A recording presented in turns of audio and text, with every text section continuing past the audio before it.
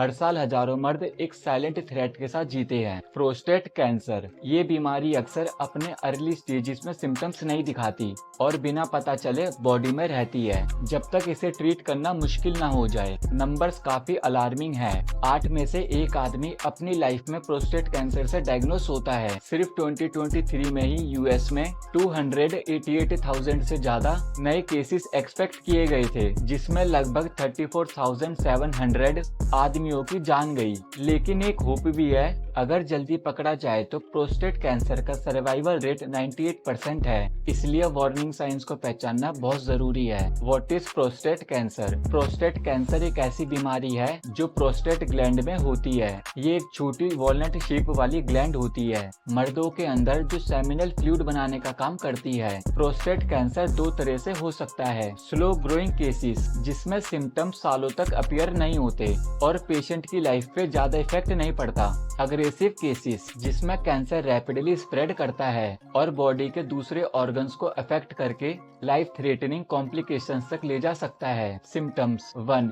Frequent urination, खासकर रात में। क्या आप बार बार रात में उठकर बाथरूम जा रहे हो? इसे नोक्चुरिया कहते हैं और ये एक अर्ली रेड फ्लैग हो सकता है। प्रोस्टेट ग्लैंड यूरेथ्रा के अराउंड होती है और जब ये एनलार्ज हो जाए तो यूरेथ्रा पे प्रेशर डालती है। इस वजह से यूरिन पास करना मुश्किल हो जाता है और बार बार या अर्जेंट बाथरूम और ट्रिप्स की जरूरत पड़ती है, चाहे ब्लैडर पूरा भरा ना हो। हाँ, एजिंग या ओवर एक्टिव ब्लैडर जैसे कंडीशंस में भी ऐसा हो सकता है, लेकिन अगर ये सिम्टम्स परसिस्टेंट हो तो डॉक्टर से कंसल्ट करना जरूरी है। 2.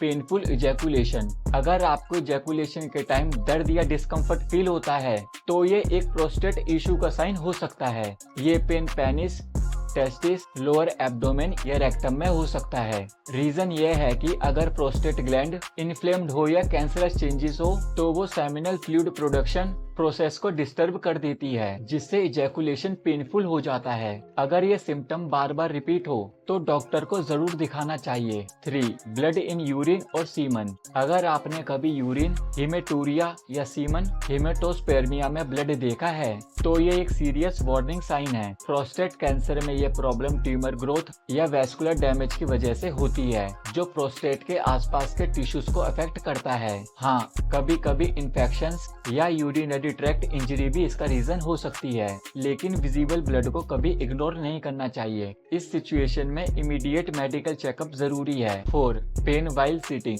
अगर आपको बैठने में डिस्कम्फर्ट होता है तो इसे हल्का मत लो। एक एनलार्ज्ड प्रोस्टेट या ट्यूमर पेल्विक एरिया में प्रेशर क्रिएट करता है, जिससे सिटिंग के टाइम पेन होता है। एडवांस्ड स्टेजेस में ये पेन बैक, हिप्स या थाइस तक रेडिएट कर सकता है। अगर आपको ये डिस्कम्फर्ट लगातार फील हो रहा है तो डॉक्टर से कंसल्ट करना बिल्कुल जरूरी है। 5.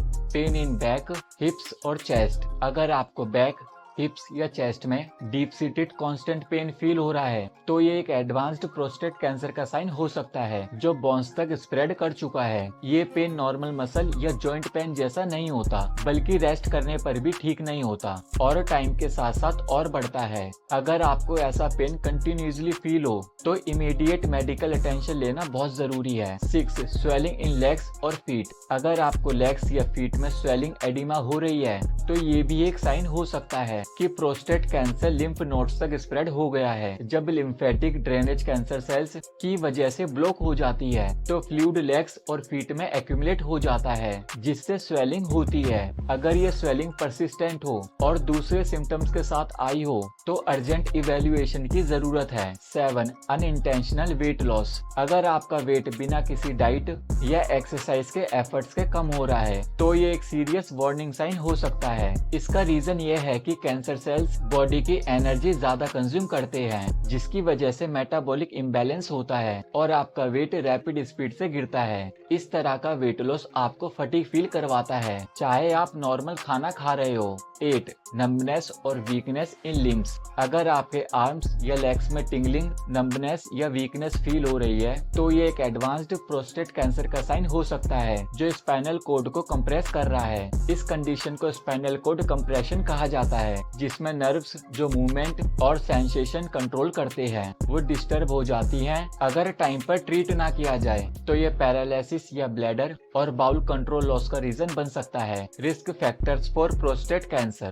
कुछ चीजें आपका रिस्क और बढ़ा देती हैं। एज, रिस्क 50 के बाद बढ़ता है और ज्यादा केसेस 65 प्लस एज में डायग्नोज होते हैं। फैमिली हिस्ट्री, अगर आपके फादर, ब्रदर या क्लोज रिलेटिव को प्रोस्टेट या ब्रेस्ट कैंसर रहा है तो आपका रिस्क डबल हो जाता है। रेस, अफ्रीकन अमेरिकन मैन का रिस्क ज्यादा होता है और उनमें अग्रेसिव टाइप ज्यादा देखा जाता है। Life style, red meat, processed foods, obesity और लैक ऑफ एक्सरसाइज रिस्क को इंक्रीज करते हैं। प्रिवेंशन एंड अर्ली डिटेक्शन, जबकि आप एज और जेनेटिक्स को कंट्रोल नहीं कर सकते, लेकिन कुछ हेल्दी हैबिट्स अपनाकर रिस्क कम किया जा सकता है। Balanced diet, fruits, vegetables, whole grains और लीन प्रोटीन्स पर फोकस करें। एंटीऑक्सीडेंट फूड्स, टमाटोज और ब्रोकली जैसे एंटीऑक्सीडेंट रिच फूड्स इंक्लूड करें। एक्सरसाइज, रेगुलरली एक्टिव रहे और हेल्दी वेट मेंटेन करें। स्क्रीनिंग, रेगुलर PSA टेस्ट और चेकअप्स कराते रहें ताकि अर्ली स्टेज में ही डिटेक्ट हो जाए।